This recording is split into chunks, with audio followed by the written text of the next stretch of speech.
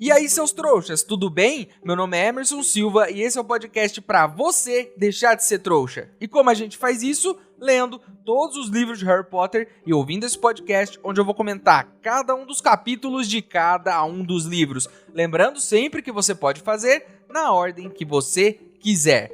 Hoje vamos comentar o capítulo 21 de A Ordem da Fênix, O Olho da Cobra. Mas antes, no último episódio do podcast, no bloco final, eu fiz uma pergunta pra vocês. E eu perguntei, se tivessem que te dar 2 presentes antes de te visitar, que presentes seriam necessários para alguém conseguir conversar com você? Pra Emily seria a varinha das varinhas e a capa da invisibilidade. Eu já saquei a sua, Emily. Você é genial. Porque aí a pessoa te dá a capa da invisibilidade e o que você faz no dia em que ela for te visitar? Fica invisível. Aí a pessoa vai te procurar pela casa, não vai te encontrar e vai embora. E você vai ficar com todos os presentes para você, sem precisar aguentar a visita. Genial! Para Ana Paula, seria qualquer coisa com a temática de Harry Potter ou livros. Um box de Harry Potter, hein, Ana Paula? Se a pessoa me der aquela versão ilustrada maravilhosa do Jim Kay, pode me alugar por uma semana tranquilo, que eu não vou reclamar. Pra mim vai estar pago. Pra Bruna Maciel, pagamento de todos os meus boletos. Excelente, Bruna. As pessoas já dizem, né? Você não pode cuidar da minha vida porque não paga as minhas contas. Então, se você quer vir aqui na minha casa encher minha paciência, começa pagando os meus boletos, no mínimo. Pro Lowell, comida, coisas de HP e todos os dias um episódio novo. Obrigado pelo carinho, Lowell. Meu sonho também é gravar episódios todos os dias. Eu ia curtir demais porque eu adoro gravar cada um deles. Mas a vida não deixa, cara. Não me deixa. Não tem um dia de sossego nessa vida. Mas quem sabe um dia isso não rola, né? Eu adoraria, sério. Enfim, vamos logo pro capítulo de hoje? Então, antes que alguém apareça por aqui me oferecendo uma capa da invisibilidade e o pagamento de todos os meus boletos para que eu faça episódios todos os dias, vamos logo pro episódio de hoje.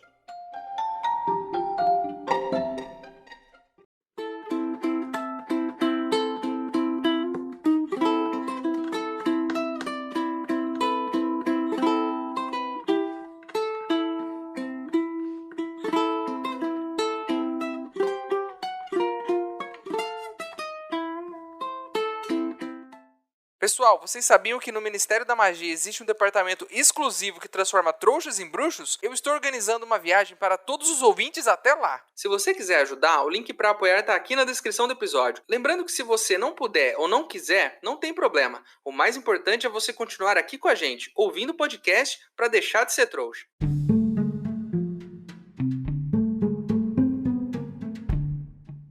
Chegou o grande dia da aula do Hagrid, e contrariando a todos os avisos, ele resolveu levar os alunos na Floresta Proibida, que tem esse nome por um bom motivo, né? E disse que vai mostrar a eles uma criatura fascinante, e que essa criatura só ele tem domesticada em toda a Grã-Bretanha. Um filhotinho de poodle não é, né? E temos certeza não só porque o Hagrid adora criaturas selvagens, ou porque ela tá na Floresta Proibida, mas porque ele tá segurando metade de uma vaca nos ombros, e provavelmente esse é o lanchinho da nossa criatura. No meio das árvores surge essa criatura, e não é uma criatura qualquer, são aqueles cavalos esqueléticos, aqueles com asas de morcego e que só o Harry consegue ver. Pelo que deu pra entender, só o Harry, o Neville e um menino lá da Sonserina conseguem ver os bichos. O Malfoy já tá pistola da vida, né, perguntando o que raios ele deveria estar vendo, e o Hagrid diz que são três talhos.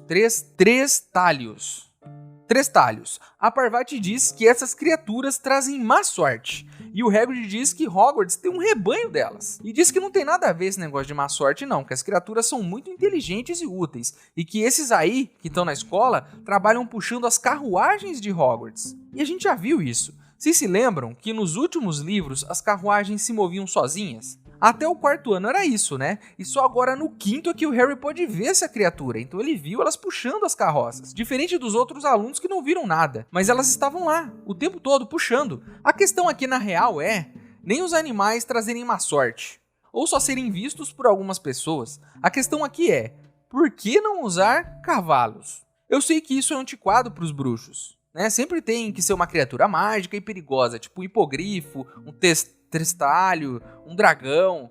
Mas eu te pergunto aqui, se é só pra puxar a carroça, por que não um cavalo normal? Um cavalo, sem nenhuma magia. Todo mundo vendo o cavalo, que é mais fácil até de domesticar do que essas criaturas aí, pelo jeito, né? Come grama, inclusive, né? Não come uma vaca. Eles comem grama, olha só que beleza. Só soltar ali no pasto. Por que não cavalos?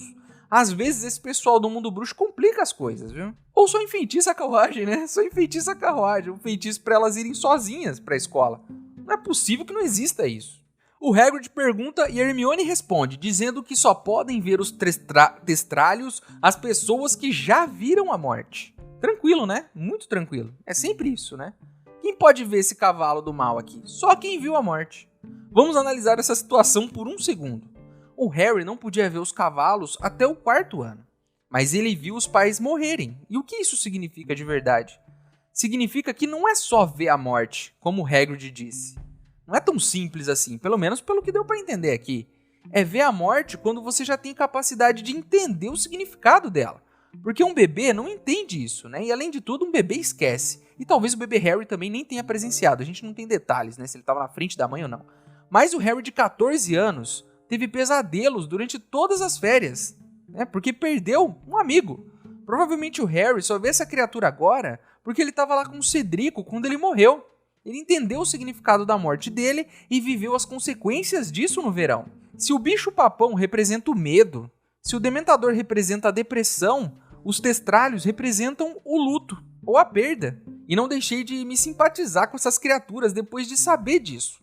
Criaturas que trazem esse ar meio melancólico, né? Carregam esse trauma, mas que são normais como qualquer outra. É quase como se isso te dissesse o seguinte: ninguém sabe o que é passar pelo luto, a não ser que você tenha passado pelo luto, sabe? Não adianta explicar o que são as criaturas. Você só pode saber o que elas são vendo elas. Você só sabe o que é perder alguém quando você perde alguém. Talvez eu esteja sendo meio filosófico aqui, mas eu acho que é um pouco disso. Enfim, quem chega ali, na aula, professora Umbridge. Claro, limpando a garganta como sempre, né, catarrenta. O estranho aqui é que além dela avaliar o Hagrid nessa situação aqui de aula, né, como ela tá fazendo com todos os professores, ela tá fazendo de um jeito diferente. Ela tá falando mais devagar, como se ele não pudesse entender o que ela tá dizendo. Ela diz, por exemplo, que vai andar pela turma e faz um gesto, imitando alguém andando, para exemplificar para ele. Ela trata o Hagrid como se ele não tivesse capacidade para estar ali dando aulas. Que mulherzinha nojenta, né, cara? E, enquanto isso, o Hagrid tá dando a aula dele, dizendo que os testralhos nunca se perdem, porque tem um ótimo senso de direção. E é só dizer para eles aonde você quer ir que eles te levam. Isso aí já tornou o testralho melhor do que um carro com um GPS. Porque o GPS às vezes te manda pro lugar errado, né? O testralho não erra. Mas isso não me impressiona muito não, porque quando eu era criança, a minha vizinha tinha um gato que nunca se perdia. Eu juro pra vocês, eu vi esse gato em todo lugar da cidade, em bairros diferentes, em lugares completamente inesperados. Uma vez eu vi ele na pista enquanto eu tava viajando, saindo da cidade. E o gato nunca se perdeu, ele sempre conseguia voltar pra casa. Ou talvez fossem só outros gatos bem parecidos com esse, né, que eu vi por aí. Mas eu tendo a acreditar que era o mesmo gato, sabe por quê? Porque assim a minha história fica mais legal. O interessante aqui é que, mais uma vez, a trama nos dá uma dimensão da carga que o menino Harry carrega. Eu falei isso lá no começo do livro, quando ele estava tendo aqueles ataques de fúria. Esse menino passou por muita coisa. Metade disso já seria o suficiente para deixar qualquer um aqui, eu ou os ouvintes que estão ouvindo esse programa, perdidos da vida, pô. Chegamos em dezembro, perto do Natal, e o Harry tá sentindo nesse ano que pela primeira vez gostaria de passar o Natal fora da escola, já que as coisas andam tão zoadas em Hogwarts. E ele tá até ficando com ranço do lugar. Olha, Harry, isso é perfeitamente normal. Quem aqui nunca teve ranço da escola? Todo mundo teve em algum momento. Tá bom que é Hogwarts, né? E Hogwarts é diferente. Mas eles estão ali fazendo o possível para deixar ela cada vez mais parecida com uma escola de trouxas. Tirando as aulas práticas, né? Só copiando lição o tempo todo, enchendo eles de dever de casa. Finalmente Hogwarts tá virando uma escola de verdade.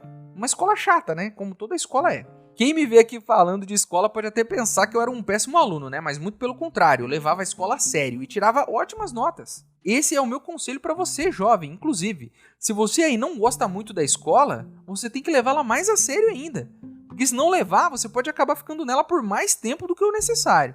Enfim, enquanto o Harry tá lá se lamentando, descobrimos que a Hermione vai passar as férias com os pais esquiando. O que o Rony achou muito engraçado, né? Já que nunca tinha ouvido falar sobre trouxas descendo montanhas em cima de pedaços de madeira. Vamos parar um segundo só aqui para pensar na vida da Hermione fora da escola? Não é muito esquisito imaginar a Hermione vivendo como trouxa? Eu sei que vários alunos fazem isso, que o Harry também vive com trouxas. Mas não é esquisito pensar na Hermione fazendo isso? Porque a gente não tem acompanhado a vida dela tão de perto como a do Harry. E o Harry tá na casa dos tios, né? Renegado, trancado no quarto, que nem um bicho lá. Então não é a mesma coisa. Mas pensa na Hermione. Eu me divirto só de pensar na Hermione, que salva a escola da Pedra Filosofal, que ajuda a descobrir uma câmara secreta com um basilisco, que tira um condenado da prisão injusta, que tenta libertar elfos de uma vida de escravidão. Imagine só essa menina que faz tudo isso chegando em casa nas férias, esquentando pipoca no micro-ondas, vendo uma série na televisão, andando de carro, né? Ela tem amigos trouxas? Será que ela conversa com os amigos da escola antiga dela, de trouxas, né? Será que as amigas dela ali da rua vão dormir na casa dela? Será que ela já teve um namoradinho trouxa que mora ali na rua da casa dela? Que fica esperando ela voltar nas férias da escola misteriosa que ela estuda? É muito esquisito imaginar isso. Essa vida dupla dos alunos que vivem com pais trouxas, onde a magia não existe, né? Um ambiente totalmente trouxa. É muito estranho imaginar isso. Eu não sei se pra vocês mas pra mim é uma situação muito engraçada, sabe? Inclusive dava pra ter uma série sobre isso, né? Uma série onde você não vê Hogwarts, onde você tem um bruxo que é filho de trouxas e ele tendo que passar as férias ali, no meio dos trouxas. Uma série só disso. Daria pra fazer algo interessante, hein? E daria pra economizar uma grana em efeitos especiais, porque ele não pode fazer magia fora da escola, né? Então, no meio desse lamento todo do Harry de ter que ficar na escola, o Rony disse que vai pra casa dele. E que o Harry foi convidado pra ir também. E é claro, isso encheu ele de alegria de novo, né? Por se livrar da megera da Umbridge, pelo menos por alguns dias. Vamos então para a nossa última reunião da Armada de Dumbledore. Antes do Natal, é claro. E o Harry chegou cedo na sala precisa. Ainda bem, porque ele achou ela toda decorada pelo Dobby, com várias bolas de Natal com o texto Harry Christmas. O Harry, então, tira todas elas, o que eu acho que é um erro, já que eu achei a ideia excelente. Inclusive, adotarei o Harry Christmas no meu próximo Natal. Então, os alunos vão chegando, né, pro encontro da Armada. E quem aparece? Angelina, que tem uma notícia bombástica para todos nós. Eles encontraram uma apanhadora para a Grifinória, e não é nada mais, nada menos do que a nossa querida Gina. Olha só a Gina, né, que ficou um pouco apagada nos livros 3 e 4, tá desabrochando aqui. Ela superou sua paixão pelo Harry, ela tá namorando, ela tá mais falante e ativa na história, conversando mais, sabe? Ela é mais irônica, mais engraçada, ela tem uma personalidade muito forte. E agora ela é a apanhadora da Grifinória. Eu tô realmente empolgado para conhecer mais essa nova Gina. Eu espero que os livros nos mostrem mais dela. Outro que mudou bastante foi o Neville, que tá 1000 vezes mais habilidoso depois das aulas do Harry. Olha só, é só ter um professor bom que os alunos começam a desabrochar. Mais um personagem ganhando espaço, e eu gosto muito do Neville. Eu acho ele um ótimo personagem. Mas também eu sou suspeito para falar porque eu gosto de todos os personagens. Apesar de reclamar de todo mundo, eu gosto de todos eles.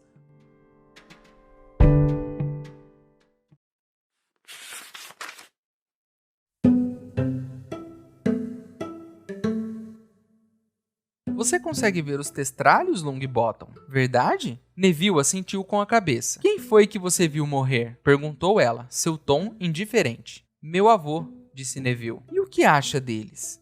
Perguntou a professora, indicando com a mão curta e grossa os cavalos, que a essa altura tinham limpado uma boa parte da carcaça até os ossos. Disse Neville nervoso, lançando um olhar a Hagrid. Bom, eles... tudo bem. Os alunos se sentem demasiado intimidados para admitir que têm medo, murmurou Umbridge, fazendo mais uma anotação na prancheta. Não! Protestou Neville, parecendo aborrecido. Não tenho medo deles. Está tudo bem, disse Umbridge, lhe dando palmadinhas no ombro, com o que ela pretendia que fosse um sorriso de compreensão, embora parecesse a Harry mais um esgar maldoso. Bom, Hagrid, Umbridge tornou a olhar para ele, falando mais uma vez alta e lentamente. Acho que tenho o suficiente para trabalhar. Você receberá...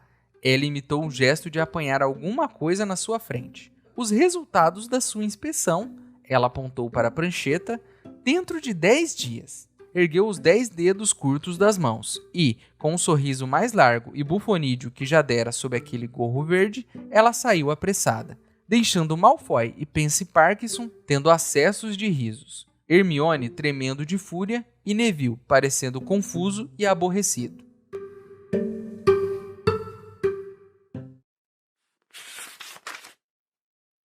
Ei, seu trouxa, se você tá curtindo o podcast, não se esqueça de deixar uma avaliação na ferramenta que você estiver ouvindo, caso ela tenha esse recurso, é claro. Assim o programa ganha uma moral e chega ainda a mais trouxas como você.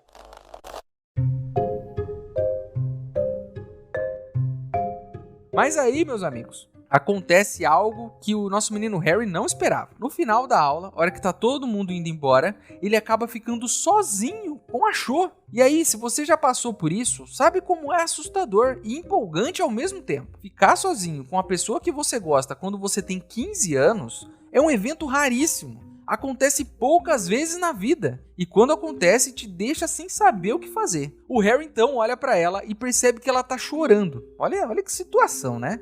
Então ela diz que depois de aprender todos esses feitiços, ela começou a pensar que se o Cedrico soubesse fazer tudo aquilo, ele talvez ainda estivesse vivo. Olha, não tem nada que corte mais um clima quando a menina que você gosta começa a falar do namorado que morreu assassinado há uns meses atrás na sua frente. Já aconteceu com vocês? É péssimo. O Harry diz que o Cedrico sabia de tudo aquilo e que ele era muito bom bruxo, mas que o Voldemort simplesmente mata todo mundo que está na frente dele. Ela pede desculpas e diz que o Harry não deve estar querendo ouvir essa baboseira toda. Ela fala sobre o azevinho que está pendurado no teto, que o Dobby pendurou, né? E vai se aproximando do Harry. Cho vai para o ataque. Eu gosto desse trecho quando diz que ela está tão perto que ele poderia contar as sardas no rosto dela. Eu acho tão bonitinha essa cena, tão delicada. O trecho diz que eles estão próximos, mas de um jeito fofo, sabe?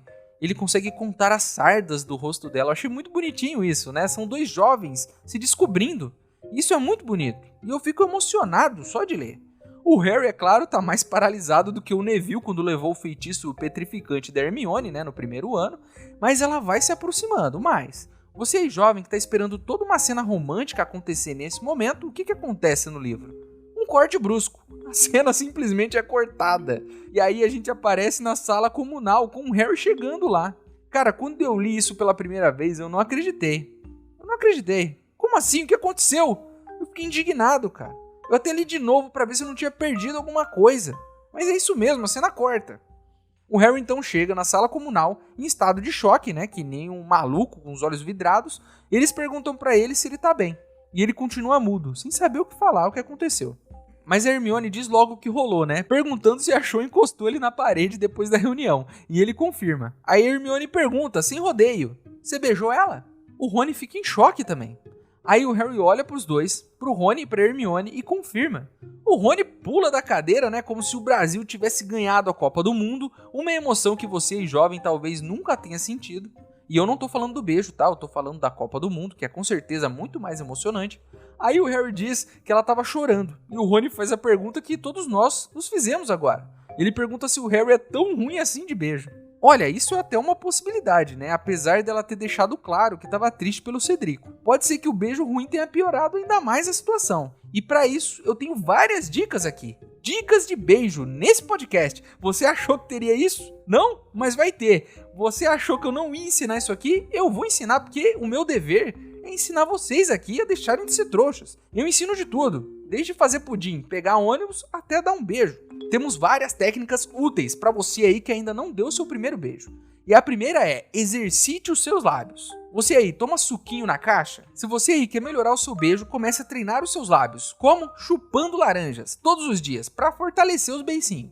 Segundo, beijos, pelo menos na nossa cultura, tem um elemento aí da língua, né? Talvez não no mundo todo, mas aqui tem. Então aprenda a usar a sua língua para outra coisa, além de falar besteira. A dica aqui é, treine os movimentos. Tem gente que coloca o gelo num copo e fica remexendo ele com a língua para dar mais agilidade. Terceiro ponto e o principal, lembre-se de que um beijo não envolve só lábios e a língua, mas o seu corpo todo. O Harry deu palmadinhas nas costas da Cho enquanto beijava ela. Isso não é o ideal, né, meus amigos? Você pode, por exemplo, acariciar o cabelo da pessoa que você gosta enquanto você beija ela. Você pode tocar no braço dela, dar um abraço ou segurar as mãos dela. Lembre-se de que para um beijo completo é preciso se entregar por inteiro. Gostaram da aula? Aproveitem, porque eu não sou de ficar falando desse tipo de coisa. E eu não vou repetir também. Vai ser a primeira e talvez a última vez em que eu falo desse assunto, hein? Então salva esse episódio e quando o seu dia de dar o primeiro beijo chegar, antes que a coisa aconteça, você fala o seguinte, peraí, vai num canto, deixa outra pessoa esperando, ouve esse trecho de novo, e aí você volta e dá o seu beijo. E vai ser um sucesso, hein? Tava esquecendo disso. Escovem os dentes, por favor, hein? Todos os dias. Né? É muito bom para os seus dentes, para higiene bucal, né? E apesar de ser uma delícia comer bife acebolado, o bafo não é dos melhores e pode estragar o seu beijo. Enfim, como sempre, os dois bocós não entendem nada do que aconteceu. E a única menina do grupo precisa explicar por que a Cho estava tão emotiva. A Hermione diz que a Cho chora o tempo todo por causa do Cedrico e que agora ela está se sentindo confusa porque gosta do Cedrico e também do Harry. E que se sente culpada, né? E não consegue entender os sentimentos dela. O Rony diz que uma pessoa não pode sentir tudo isso ao mesmo tempo, que é impossível. E a Hermione diz que não é, e que ele tem a profundidade emocional de uma colher de chá, e que nem todo mundo é igual a ele. Então a Hermione pergunta se o Harry foi legal com ela. E ele diz que deu a tal das palmadinhas nas costas da Cho. Olha, levando em conta a idade e a inexperiência dos dois, eu acho que ele até fez um bom trabalho, ele até foi compreensivo. A Hermione fala pra ele chamar ela pra sair depois do Natal, e o Rony diz que isso se ele quiser chamar. Então o Harry começa a pensar nisso, né? Começa a pensar no fato de que gosta da Cho e que gostaria de passar mais tempo com ela, mas que ele gostaria de estar com a Cho sorridente, né? E não com a Cho chorona. Cho chorona, né? Parece que eu tô gaguejando.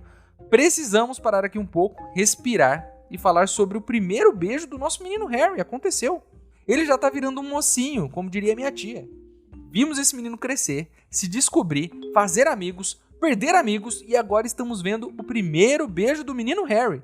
E não foi como ele esperava, né? Já que ele não estava pronto para isso e a menina que ele beijou estava chorando, o que deixa a coisa um pouco estranha. Mas aí eu te digo uma coisa, isso é muito real. Para você jovem que nunca deu seu primeiro beijo, que acha que vai ser uma cena de filme, na chuva, depois que você correu atrás da pessoa que você ama até o aeroporto, impedindo ela de viajar para outro país, ou qualquer coisa do tipo que você imagine aí, saiba de uma coisa, provavelmente vai ser qualquer coisa. Você não vai estar pronto, vai estar, sei lá, na saída da escola ou no sofá da casa de alguém e provavelmente não vai ser bom. Vocês vão bater os dentes um no outro, alguém vai babar. Assim como o Harry acabou de descobrir nesse capítulo, eu vou desfazer mais uma ilusão de vocês, porque eu tô aqui para jogar a verdade na cara de vocês. O primeiro beijo, poucas vezes, dá certo. Para algumas pessoas, sortudas dá, mas para a maioria é sempre um desastre. E tá tudo bem, o primeiro beijo não é importante. O beijo mais importante que você vai dar é o seu último primeiro beijo. Não entendeu o que eu disse? Pensa melhor nisso, você vai entender. E eu não tô falando de dementadores, hein? Mas parabéns, Harry, você foi o primeiro do grupo a dar uma beijoquinha, né? Ou será que não? Não sabemos, né? Já que a Hermione é bem discreta. O Rony não foi, com certeza. Enfim, no meio desse papo todo, enquanto rola tudo isso, a Hermione tá escrevendo uma carta. E quando o Rony pergunta pra quem é, ela diz que é para o Victor Krum. Ela não deixa o Rony ler, né, apesar das tentativas dele de esticar o pescoço, de puxar a carta da mão dela, e é claro, ela termina essa carta em silêncio, pistola com o Rony e vai embora. O Rony então começa a falar mal do cara, diz que o Krum não é tudo isso, que ele é rabugento, que ele só é famoso, aquela coisa toda. Tá difícil a relação desses dois, hein? Brigando o tempo todo, o Rony cheio de ciúmes. A Hermione acabou de falar que ele não tem profundidade emocional, e parece que não tem mesmo. Tá difícil para esses dois se entenderem, e eu acho que a coisa não vai melhorar tão cedo.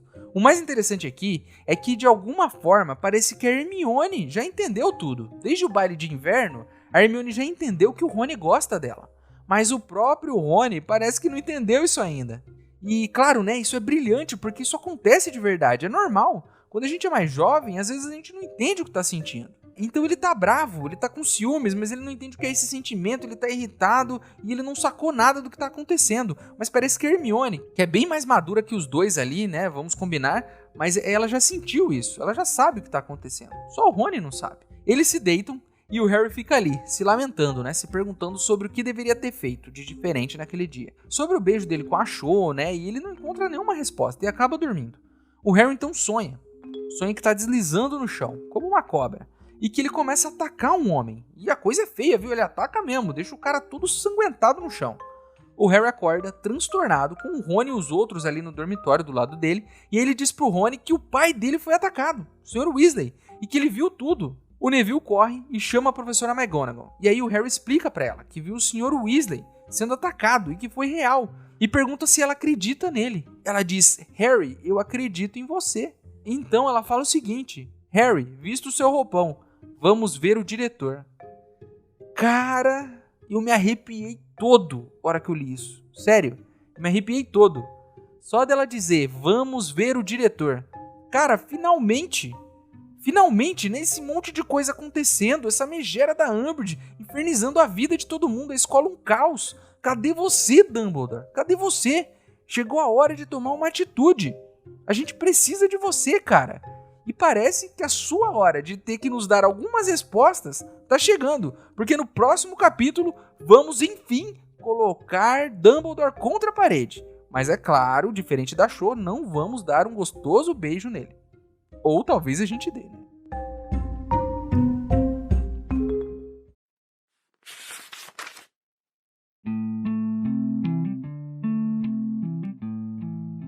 Vocês se beijaram? Perguntou Hermione sem rodeios. Rony se sentou tão depressa que arremessou o tinteiro pelo tapete. Inteiramente alheio ao que fizera, olhou para Harry com grande interesse. Então, quis saber. Harry olhou de Rony, cujo rosto expressava um misto de curiosidade e hilariedade, para a testa levemente enrugada de Hermione, e confirmou com a cabeça. Rony fez um gesto de vitória com o punho, e desatou a rir tão estridentemente que sobressaltou vários segundanistas tímidos sentados junto à janela. Um sorriso relutante se espalhou pelo rosto de Harry, ao ver Rony rolar pelo tapete. Hermione lançou a Rony um olhar de profundo desgosto, e voltou à sua carta. E aí? Perguntou Rony finalmente, encarando Harry. Como foi? Harry refletiu por um momento. Úmido, disse com sinceridade. Rony emitiu um som que poderia indicar alegria ou nojo. Era difícil de dizer, porque ela estava chorando. Continuou Harry, pesaroso. Ah! Exclamou Rony, o sorriso se atenuando em seu rosto. Você é ruim assim de beijo?